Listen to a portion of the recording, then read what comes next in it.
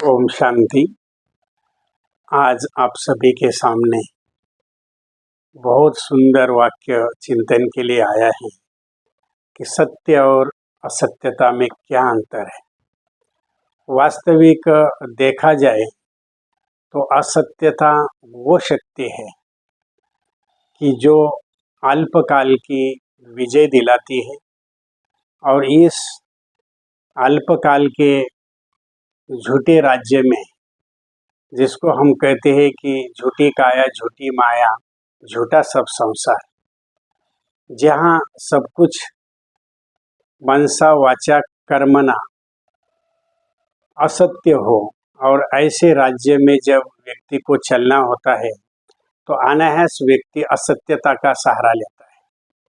वो यही कहता है कि इस असत्यता की दुनिया में 99 लोग बेईमान हो, अगर मैं एक ईमानदार बनूं तो लोग मेरी चटनी कर देते हैं, मुझे जीने नहीं देते।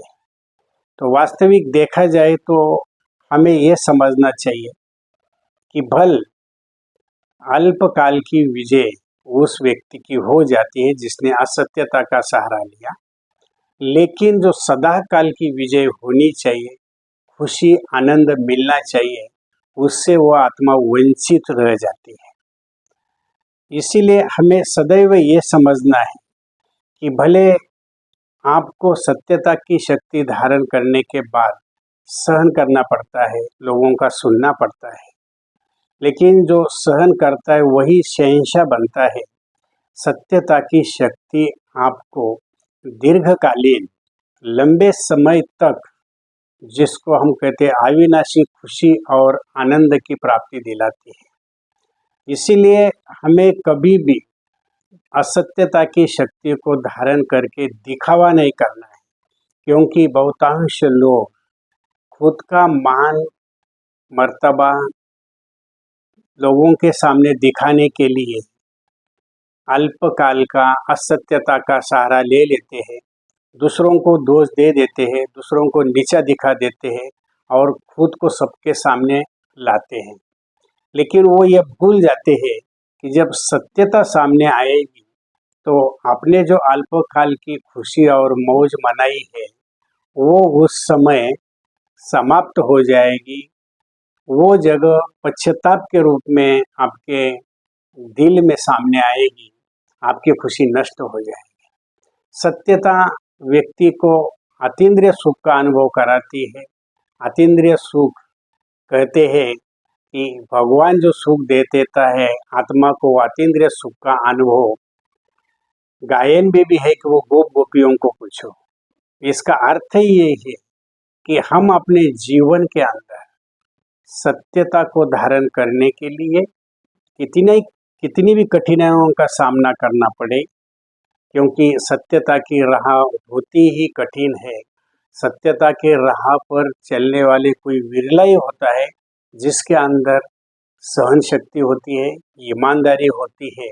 ऐसे ही व्यक्ति इस सत्यता की राह पर चलने की हिम्मत रखते हैं। असत्यता का जो रास्ता है वो बहुत भीड़ भाड़ वाला है। आपकी चॉइस है कि आपको असत्यता का सहारा लेके भीड़ में चलना है या सत्यता का सहारा लेके अकेला चलना है, क्योंकि जहाँ व्यक्ति अकेले चलने की हिम्मत रखता है उसके साथ भगवान होता है। उसके दिल में भगवान की जब याद होती है तो भगवान उसके लिए सहारा बन जाता है, और जब उसका सत्यता का राज्य आ जाता है तो वो खुशी में नाचता है। और सत्यता का जब राज्य खत्म हो जाता है तो वो पश्चाताप के रूप में हमारे सामने आ जाता है।